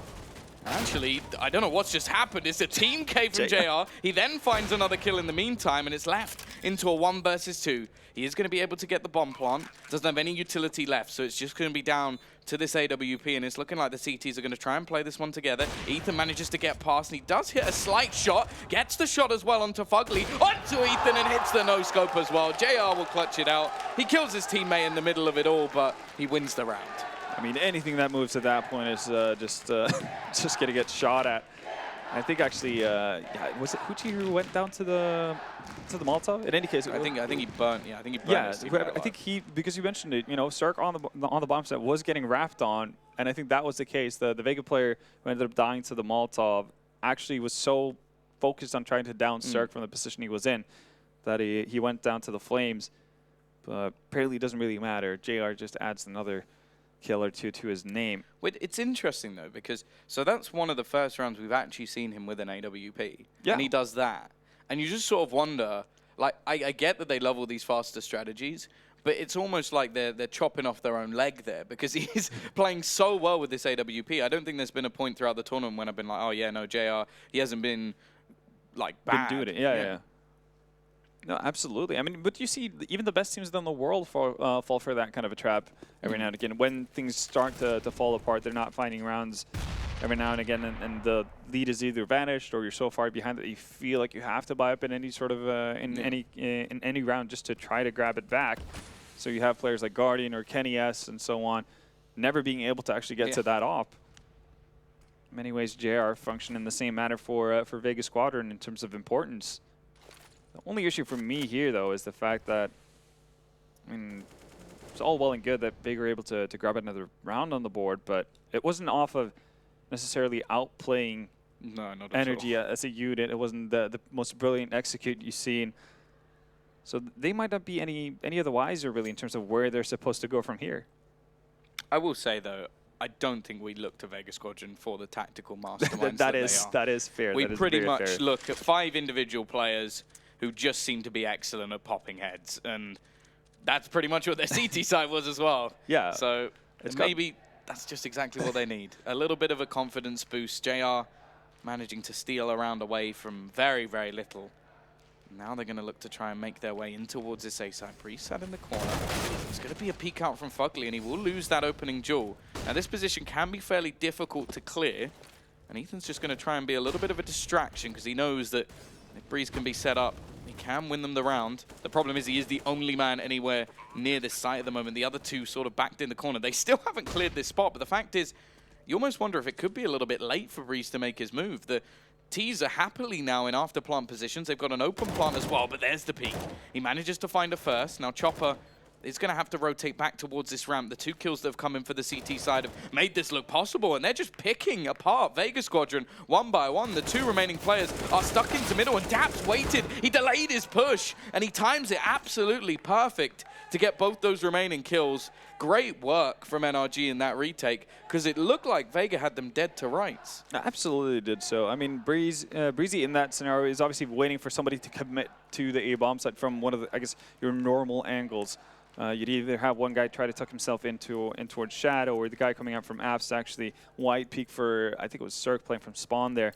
And that's when he's going to make his mark. I think it's, ice cold of him to wait out the bomb plant, not necessarily try to go for a denial there, but doesn't really get rewarded for his patience until very late. And woof! I mean, JR can do it with an AWP, he can do it with a Deagle, and seemingly also with a Scout.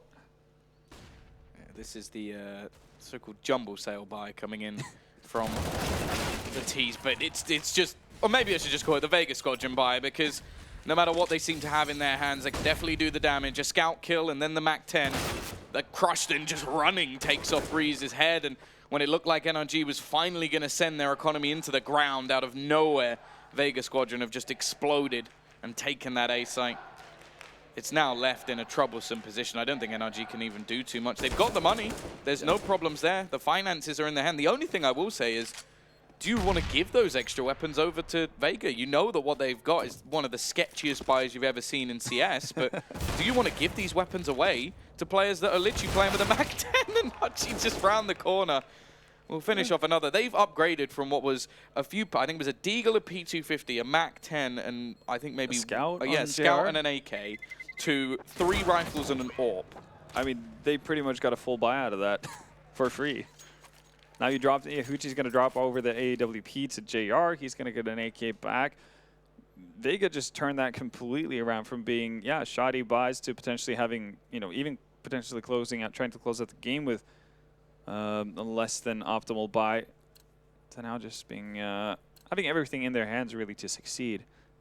And really, for Vega Squadron, what it rains, it pours. Just the avalanche that begins with JR's connection onto Cirque in mid. Again, Cirque's not going to be successful finding an opening. Ethan is, though, but look at the quick trade from Chopper. I think this is one of the first times you've actually seen NRG try and challenge Vega Squadron in middle, and it has gone catastrophically wrong. The thing is, I don't think there was anything wrong with their setups. It's just in the last round, it was like a full potato rush into A with like, and a scout headshot. That's the thing. I think NRG have tried to counter Vega Squadron when it really wasn't needed. What they were doing originally was working. They're just now trying to surprise them, and you don't surprise a shark. It's just the shark surprises you. They can smell blood in the water. Also got excellent camo in dark waters. So Vega have definitely gotten away from that. So though it's not all done yet. Pretty spread out defense on the side of NRG, but they do have 2 players towards A, and that is seemingly where Vega are planning to go. So we'll be able to close out one. He needs a little bit more. Spots the head.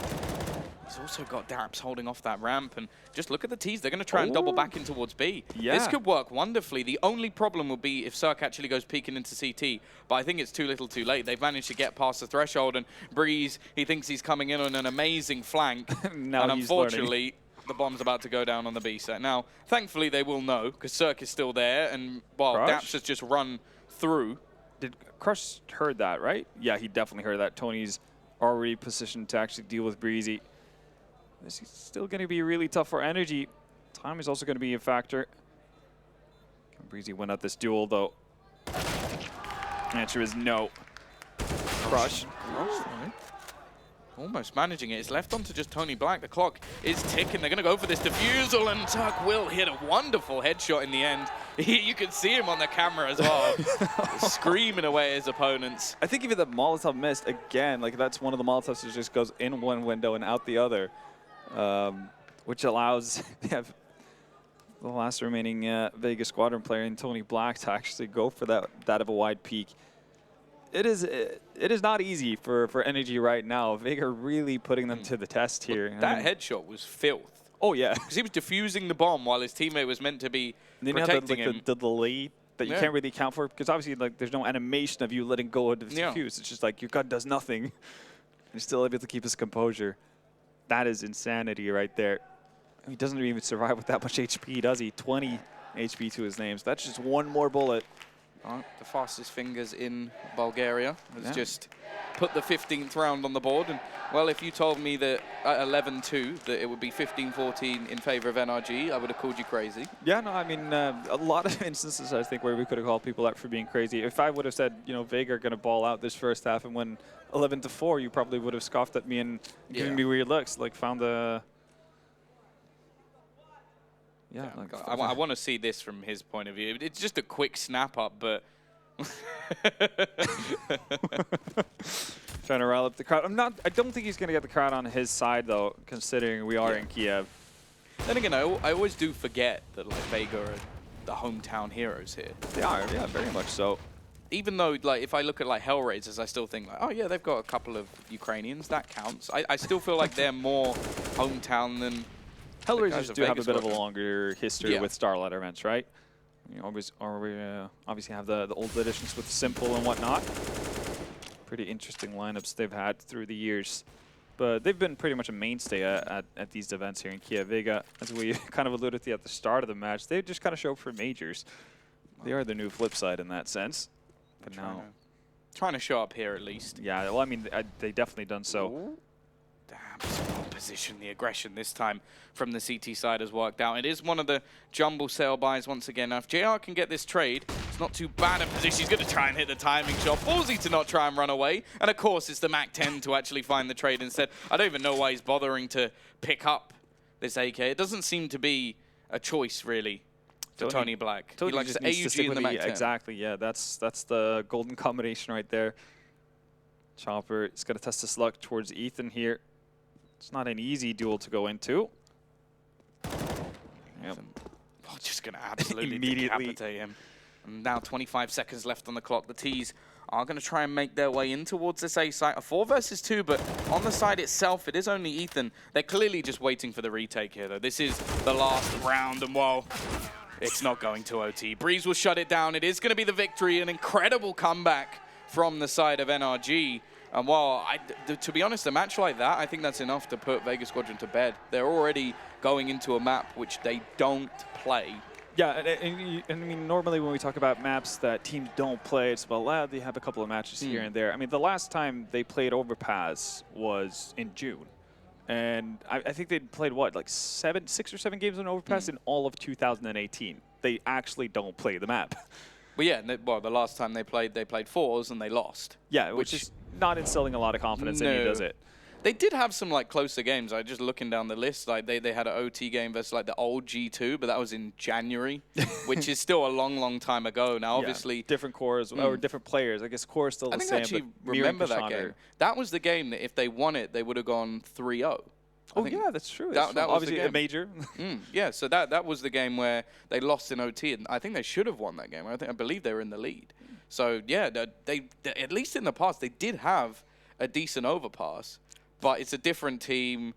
And they're going to have a very tough opponent in NRG as well. This is pretty much home ground for them. This is their Yankee Stadium, if you like. So. Yeah, they kind of had to get away with this Mirage when it was looking so promising as well. And then losing in this kind of fashion, that's the worst you can do, really. That sits with you. Either way, I believe we are going to hand this one off to the analysts until we get into map number 2.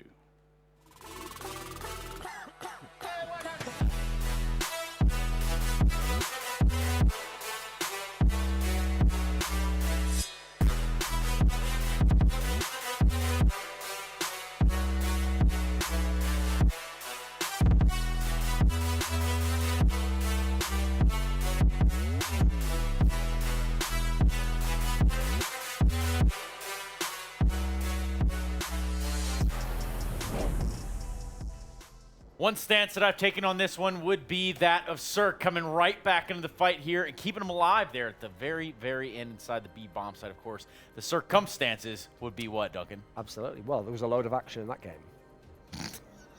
Jesus Christ. It's in his DNA. You've got to understand. The guy, he's out there. He's working hard. He's pumping iron, getting his protein. Yep. Next thing you know, mixing the egg whites.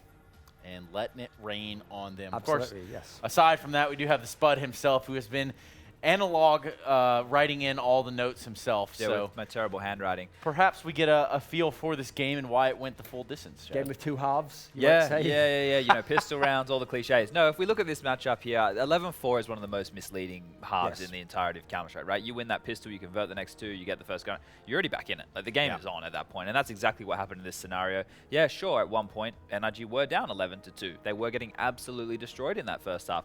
But one of the key factors was, within the majority of the early stages of that half, they were getting a lot of plants. In their first half, they were able to get 8 plants, right? Kept the economy going. You could see all those buy rounds, see the economy pressure they were constantly applying. When they would win a round, the problem was that the guys from Vega were able to then beat them down again, right? They weren't able to get those 2 in a row to break that CT economy. That, I think, was the biggest issue for me, at least, for this NRG side. But the fact that it just seemed like they were grinding this game out. Then when they flipped over the CT side, felt like business as usual, took a miracle round from JR, right? Yes. That clutch from JR to even make this seem like it was going to be a matchup. And then the last rounds, it just became real spicy. Back and forth affair for sure. Let's talk a little bit about back and forth affairs. Duncan, you know all about that sort of stuff, so why? Absolutely. Well, listen, one of the teams there was worse keeping their composure in post-plant situations than you.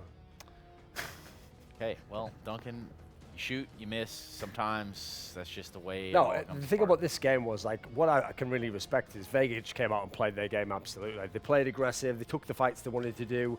NRG did what they could.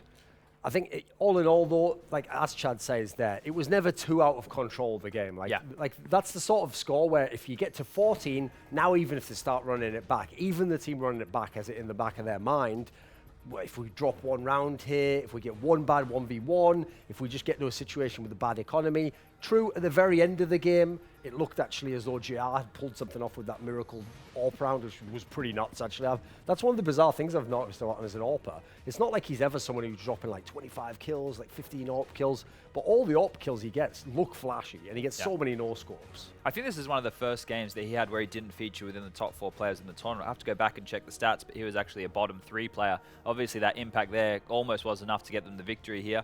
In the entirety of that game, it was a brawl. There was a lot of post-plant situations. Over this 30-round game, we had 16 post-plant situations, right? The bomb went down 16 times. That's quite a lot. I think as well we touched on the fact that either Hutchie or Tony Black was going to be that swing man for Vega.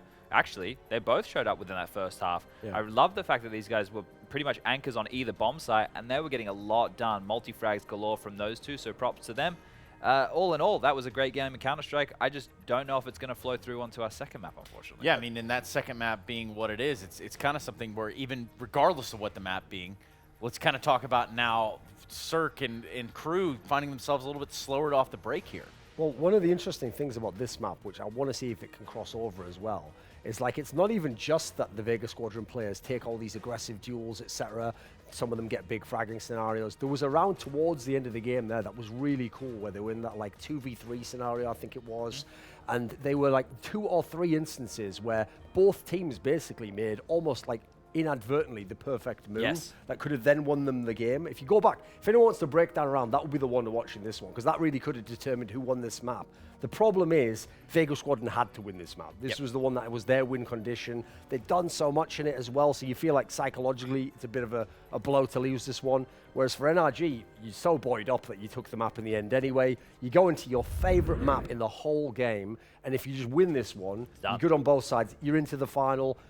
You're pretty much on your way to winning the title. So I feel as though if this was a good one, this was an exciting one. The second one, I'm not really feeling it to be as great a game, to be honest. To back up Duncan's point about those aggressive peaks that we're seeing, it was on both sides. If you think about a lot of those post-plant situations we had coming out from NRG on their T-half, the thing is when you watch Vega on the retake, they're such a team that wants to catch you in transition. The bomb goes down, and then they're already taking the duel. They don't allow you to reposition and then methodically do the retake. They want to fight you in that transitional period, and that's a much more individual way of doing it. But it works for them, man, and if it works for them, why the hell not, right? This is the situation that they find them in. This is the type of Counter-Strike that they say that they practice, and this is the type of Counter-Strike that tilts teams who want to play the current meta, and hey, they're making it competitive. So hats off to them for making something that is a little bit different work. And the 2 players that we just saw on the screen before these, of course, is JR and Cirque, would have been Hutchie and Ethan. Now, Ethan has been on a tear this event. This is certainly a great showing for him and a real solid placing, at least, for this far in the tournament. Sure.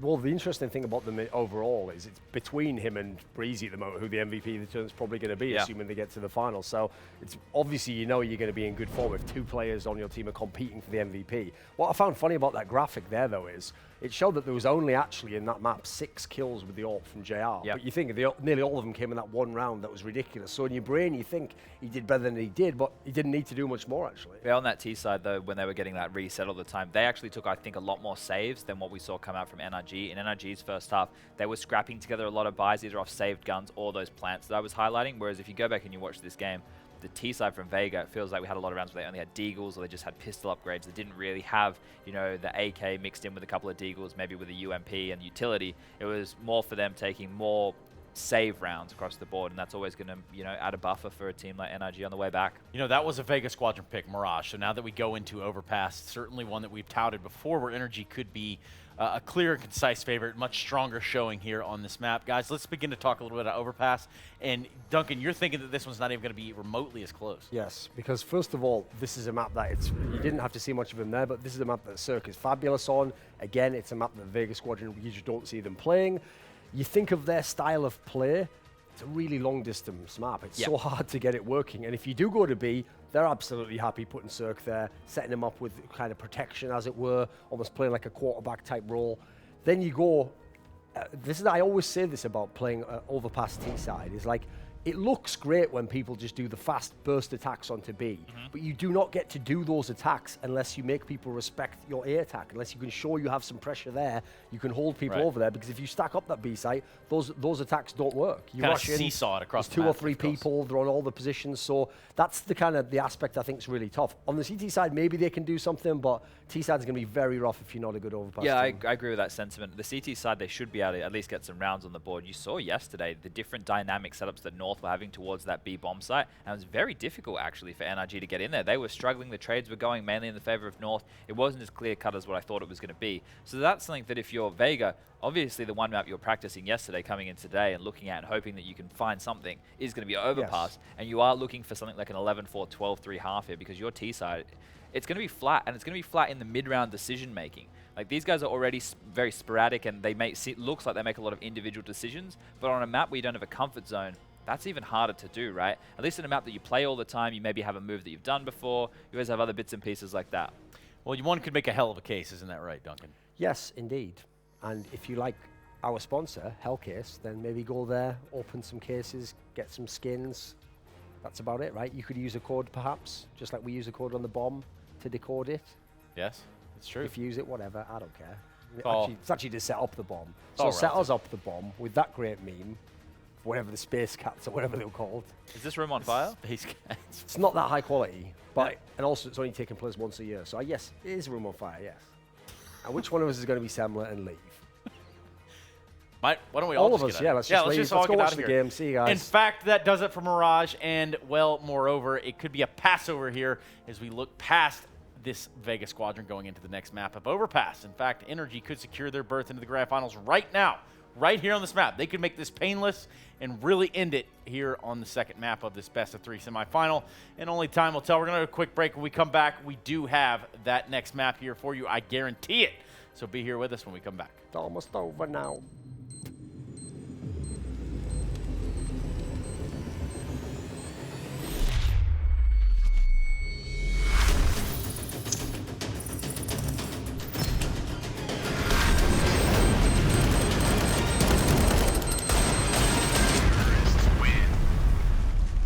Loot bet.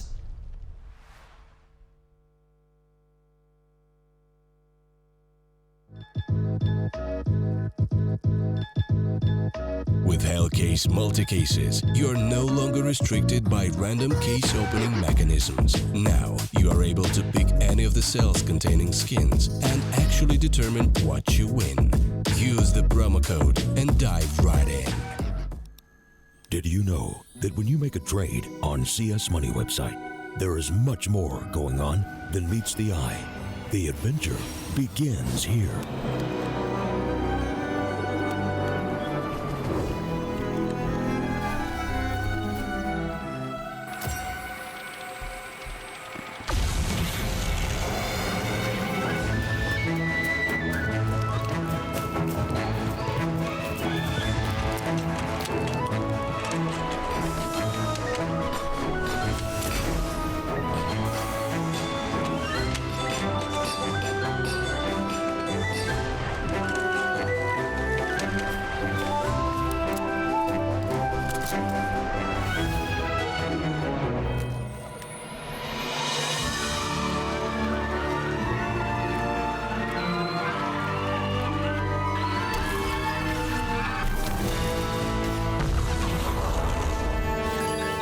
Cool. And that's how trades are done on CS Money.